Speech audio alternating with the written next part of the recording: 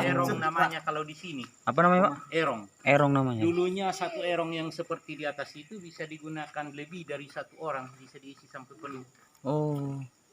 Kalau patung-patung yang ada di sana itu gambaran dari orang bangsawan di sini yang sudah meninggal. Jadi kalau di sini tidak sembarang bisa dibuatkan patung. Yang dibuatkan patung hanya dari golongan bangsawan yang mau melakukan upacara lengkap. Di dalam upacara lengkap itu minimal 24 kerbau yang siap dipotong baru boleh dibuatkan patung. Oh. Dan rata-rata yang dibuatkan patung di atas itu mayatnya ditaruh di puncak. Jadi kuburan ini ada 3 tingkatan. Semakin tinggi kuburannya kalau di sini makin tinggi derajatnya. Dan di dalam ini banyak kita lihat botol-botol minuman, kantong plastik. Kalau dilihat sepintas itu kayak sampah. Tapi itu sesaji dari keluarga kalau ada yang datang berziarah. Dan kalau kami di sini tidak sembarang bisa dibersihkan. Jadi nanti bisa dibersihkan kalau pas ada upacara penguburan atau upacara mak nenek. Ya, itu ada mak nenek berapa kali? Kalau untuk upacara mak nenek itu biasanya dilakukan sehabis panen padi. Oh. Jadi setahun sekali gitu. Bisa setahun sekali atau bisa lebih tergantung dari permintaan keluarga.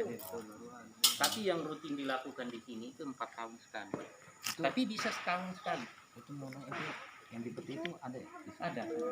Ada mayatnya.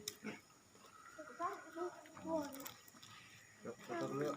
Dan yang digantung kayak mangkok-mangkok di atas itu piring orang Toraja dulu. Kalau di sini namanya kanjan gulang. Oh, piring-piringnya. Jadi kalau orang Toraja itu dikubur dengan barang-barang kekayaan mereka. Jadi di dalam gua nanti kita bisa lihat ada pakaian apa itu semua pakaiannya semasa hidup dulu. Terus kalau itu yang digantung itu ada ini ya? Iya itu erong juga itu. Oh, itu erong juga. Berarti Pak, kalau gua ini memang sengaja digali lah ya? Alami gua yang kita lihat sekarang ini memang gua alami. Alami, Pak. Tidak digali, tidak dipahat, memang seperti ini.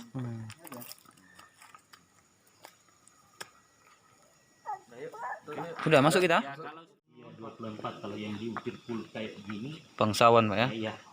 Atapnya lengkap ke atas kayak rumah adat.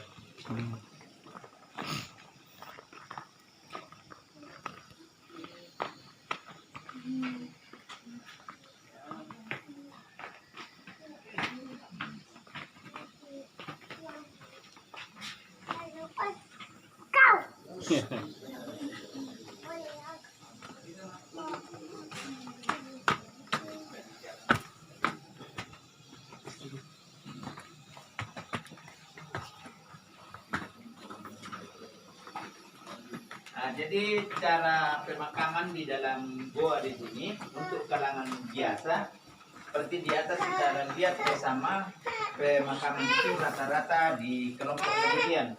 Artinya satu kelompok seperti ini satu keluarga, ya. Mengapa di kelompok-kelompok demikian? Maksudnya supaya memudahkan seseorang pada saat datang ziarah atau membawa berupa sesajen. Sesajen di sini atau ziarah seseorang itu biasanya berupa sirih, air minum, rokok, snack-snack dan lain sebagainya. Jadi ini bukan sampah Pak ya, ini termasuk pemberian dari keluarga per keluarga gitu. Apakah itu berupa air minum, rokok, kue-kue dan lain sebagainya. Kemudian goa ini semuanya alami Pak ya. Jadi ada 2 pemakaman batu di Toraja sini yang bisa kami jelaskan ke Bapak Ibu. Ada yang alami dan ada yang dipahat. Jelaskan yang peti terbuka ini. Di peti yang satu ini kita lihat di dalamnya ada beberapa batangan rokok, recehan, permen dan lain sebagainya. Semua itu termasuk ziarah dari pengunjung setiap hari dan juga sebagian dari keluarga. Kemudian satu kelompok seperti ini juga sama satu keluarga gitu ya. Artinya kalau di kelompok-kelompok demikian itu lebih memudahkan seseorang pada saat datang ziarah gitu ya. Jadi ditahu oh ini keluarga si A, ini keluarga B, C dan seterusnya gitu. Umur dari jenazah ini diperkirakan sudah cukup lama, mungkin sekitar 50 tahunan ada ini. Jadi semakin lama anunya itu sudah hancur seperti ini. Kalau sebelah itu baru 1 tahun lebih. Ya kayak depan-depan sini. Nanti kita jelaskan yang di bawah 2 tengkorak ini. Siapa yang mau jebol sana? Nah, kemudian dua tengkorak di bawah ini adalah kisah sepasang remaja yang mau menikah. Orang tua tidak merespon karena masih sepupu sekali. Artinya di Toraja sini sepupu sekali itu masih dianggap saudara. Nah, adanya larangan, mereka merasa berkecil hati, akhirnya dia gantung diri sama-sama dan setelah itu meninggal, mereka dikubur dan dijadikan satu kembali. Jadi kisah seperti ini sama dengan cerita Romeo dan Juliet. Dan ini kejadian tahun 1972. Berarti yang kecil tengkoraknya ini perempuan. Ya, biasanya begitu, Pak. Pada biasanya laki-laki kepalanya jauh lebih besar gitu ya.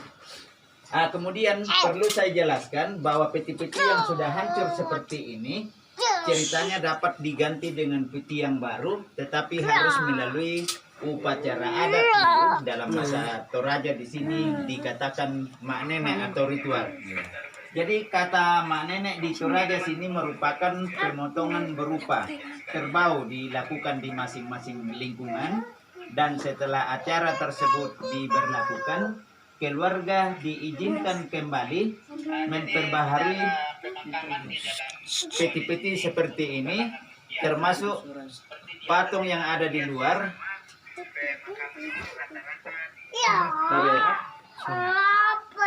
Termasuk patung yang ada di luar bisa diganti topi, baju, celana, dan lain sebagainya. Itulah tujuan dari kata orang di Toraja acara mak nenek.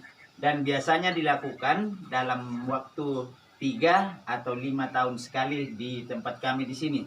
Untuk di tempat-tempat yang lain termasuk daerah Barupuk, Pangala, dan sekitarnya biasanya sekali setahun ya. Waktunya agak cepat tapi sebenarnya tujuannya sama semua. Kemudian saya perlu sampaikan bahwa untuk pemakaman di Londa ini sebenarnya digunakan oleh satu garis keturunan, namanya keturunan Tolengke. Adanya faktor ekonomi, maka pemakaman di sini tuh dibagi dalam 3 tingkat pemakaman. Dan untuk tingkat pertama kalangan biasa, semuanya ditempatkan di bawah dasar gua di sini. Kemudian untuk kelas menengah ke pertengahan Gunung Batu ini ke atas. Dan untuk kalangan orang kaya yang dipotongkan kerbau standar 24 ekor atau bisa lebih, itu biasanya dibuatkan patung seperti dipajang di luar, dan jasadnya atau mayatnya semuanya ditempatkan paling di atas sekali. Mengapa demikian? Karena biasanya orang kaya ini dikubur dengan barang-barangnya yang cukup berharga, termasuk berupa emas, apa, dan lain sebagainya.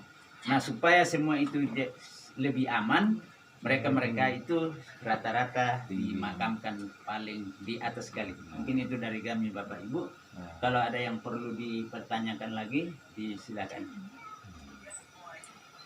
Sebenarnya kita di sini bisa tembus ke goa sebelah dengan syarat kita harus tiarap ke dalam kurang lebih 25 atau bisa 30 meter. Nah, kalau ada yang mau tembus bisa kita antar, kalau tidak mau sepit-sepit kita balik sebatas daerah ini. Balik aja lah. Balik aja lah. Ada perempuan kok. Ya, ini peti-peti mayat semua tapi sudah rusak, jadi akhirnya jatuh ke bawah. Dan itu bisa diperbaiki kembali dengan syarat harus melalui upacara adat seperti yang saya jelaskan tadi. Lalu untuk ini yang Apa? nih? Ada isi, tapi dia jatuh begitu. ya.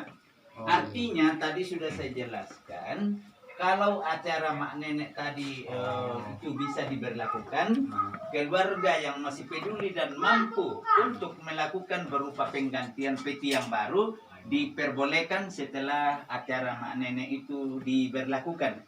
Jadi tidak bisa kita mengganti berupa apapun di dalam goa ini sebelum acara itu diberlangsungkan atau diadakan.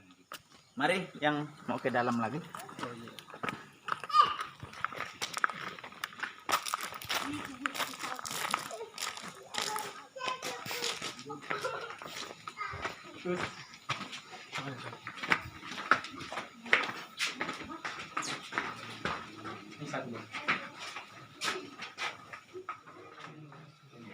Nah, jadi cara pemakaman di gua sebelah dan di sini sama ya, juga di kelompok-kelompok seperti ini. Berarti dari sana Pak tembusnya kemari? Iya, dari dalam ini. Kalau kita tiarap tadi bisa tembus sampai di sini. Ya, ya. Ah, yang membedakan di sini lebih banyak tengkoraknya. Di atas ini kita lihat bersama. Oh, ini lebih apa ya? Boleh dipegang ini, Pak? Oh, jangan. Nggak boleh ya? Diambil gambarnya aja, Pak. boleh foto dekat, asal jangan pegang Boleh pegang ya? barang yang ada. Jangan di sini ya. Foto dekat boleh.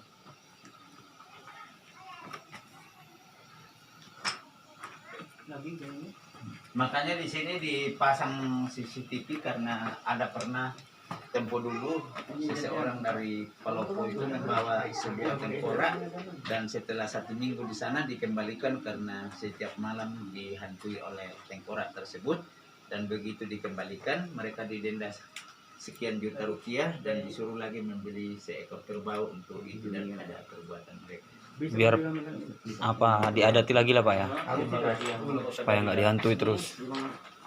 Itu ada kameranya ya. Gambar kameranya, Pak.